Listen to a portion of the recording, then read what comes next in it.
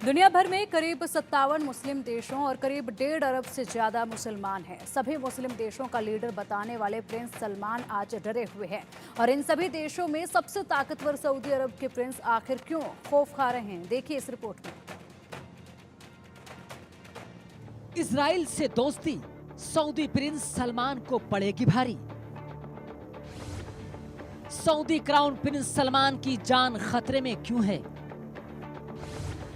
Saudi अरब के खलीफा पर मौत का मंडरा रहा है साया। कट्टरपंथियों के निशाने पर सऊदी अरब के प्रिंस सलमान। जिस देश के मुस्लिम मुल्कों में तूती बोलती हो, उस देश का हुक्मरान आज डरा सहमा हुआ है।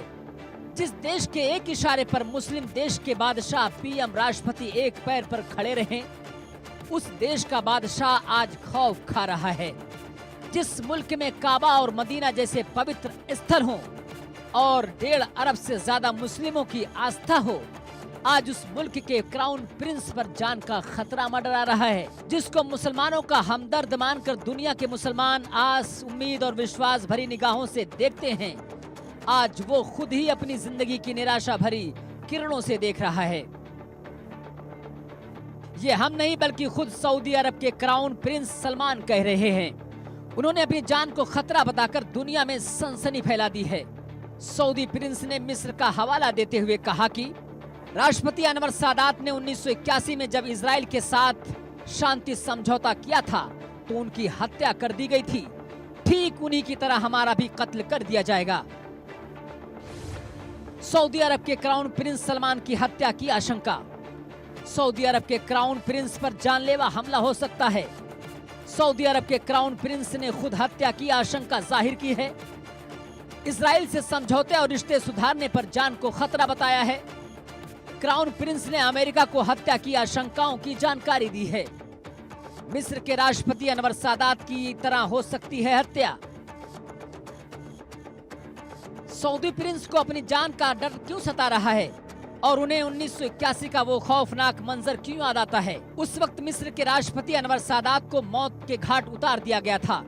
आपको आगे बताएं, लेकिन पहले जान लीजिए कि आज से 43 साल पहले हुआ क्या था।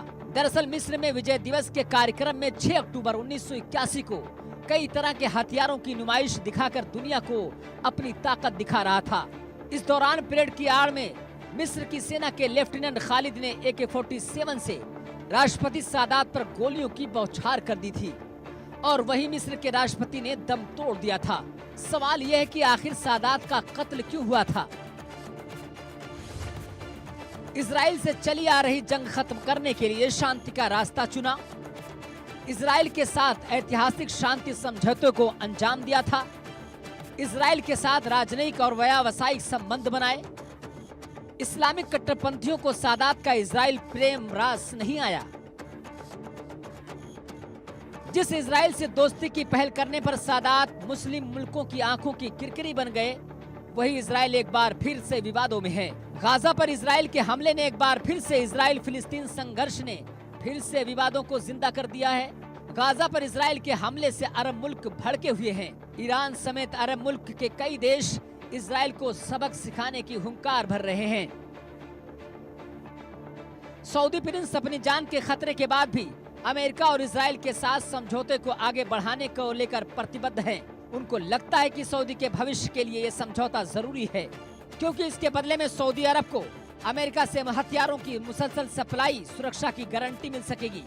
इसके साथ ही सऊदी अरब की मदद से नागरिक परमाणु प्रोग्राम भी शुरू कर सकेगा। Bureau report, India news.